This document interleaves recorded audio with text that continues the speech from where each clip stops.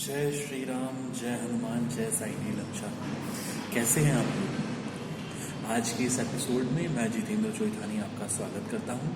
तो शुरू करते हैं। मुक्ति के साधन। 31 मार्च 1965 को अखिल भारत सिंधी धम्म खत्री सम्मेलन जैतपुर में किया गया प्रवचन।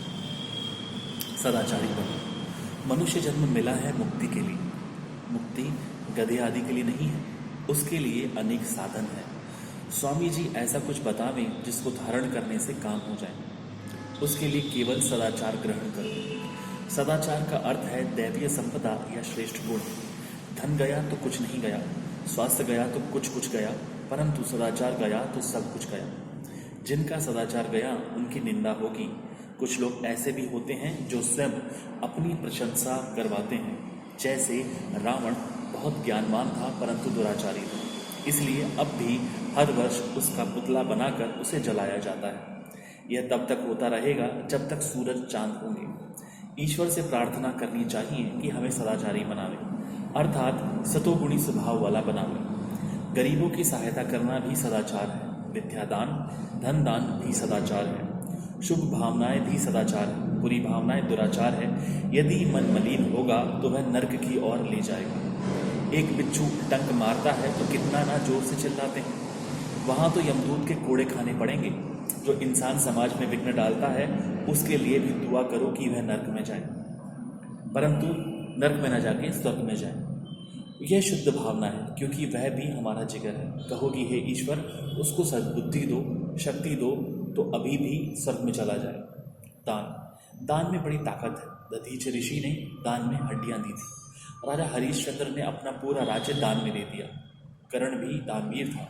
श्री कृष्ण कर्ण की प्रशंसा करता था। यद्यपि कर्ण में कुछ कमियां थी, परंतु उनमें दान करने का बड़ा गुण था। एक दिन श्री कृष्ण ने अर्जुन से कहा कि ब्राह्मण का रूप बनाकर कर्ण व युधिष्ठिर से दान मांगते हैं, देखें कौन दानवीर है। दोनों पहले युधिष्ठिर के पास गए तथा उससे 1.25 मन चंदन की लकड़ियों का दान मांगा। युधिष्ठिर ने कहा कि महाराज, बारिश हो रही है, सूखा चंदन कहाँ से मिल सकेगा, वह मिलना तो मुश्किल है। फिर दोनों उसी समय कर्ण के पास गए तो उसने अपने महल के चंदन से बने हुए दरवाजे और खिड़कियां तोड़कर उन्हें दे दी। इसे कहते हैं दान। करण काऊ न थी तू शहबाज थी, रुको बाण लाए ना पर बियन लाए जी। सत्य गुण। परोपकार उत्तम गुण है। संतों का धन क्या है? भलाई के कार्य करना। विघ्न आते हैं परंतु आगे कदम बढ़ा हुआ तैयार रहो। समाज का उपचार करो, समाज का उपकार करो। छोटे मोटे विघ्न तो आते रहेंगे परंतु सत्यमेव जयते। धर्म का बड़ा अंग है सत्य। एक सत्य को धारण करो तो दुष्ट स्वभाव नष्ट हो जाएंगे। स्वामी जी कैसे नष्ट होंगे? विघ्नों को चूर चूर कर दो। हिम्मत करो, दृढ़ निश्चय करो, हिम्मत मत हारो। विघ्न तो आते ही रहते हैं।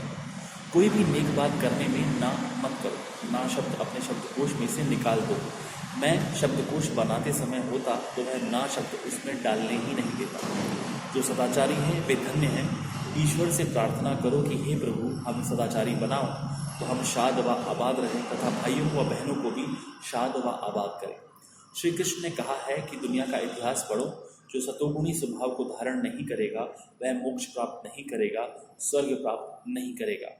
हमदर्दी द्वारा प्रेम होता है, यह सदाचार का गुण है। एकदम प्रस्ताव रखा कि विद्या फंद में 60,000 रुपये इकट्ठा होंगे। यह अच्छा हुआ, अब लगन से लग जाओ। लीलाशाह का चिल्लाना व्यर्थ नहीं जाएगा। चिल्लाने के बाद ही माता बच्चे को दुग्धपान करवाती है। सब आबाद रहो। धन्यवाद। जय श्री राम, जय हनुमान, जय साई लीलाशाह।